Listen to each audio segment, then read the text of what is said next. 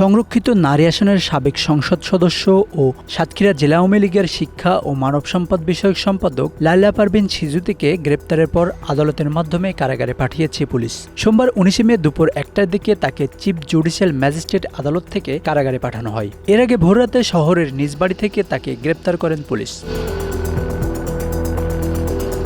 সাতক্ষীরা সদর থানার ভারপ্রাপ্ত কর্মকর্তা ওসি শামিনুল হক জানান, ছাত্র জনতার অভ্যুত্থান পরবর্তী সাতক্ষীরা সদর থানার একটি নাশকতা মামলায় তাকে গ্রেপ্তার করা হয়েছে। ২০২৫ সালের ১৮ ফেব্রুয়ারি পুলিশ বাদী হয়ে মামলাটি নথিভুক্ত করেন। আসামিকে গ্রেপ্তারের পর আদালতের মাধ্যমে তাকে কারাগারে পাঠানো হয়েছে।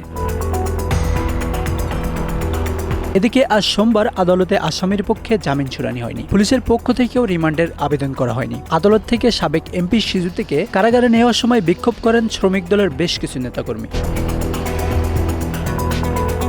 Bangla affairs news desk.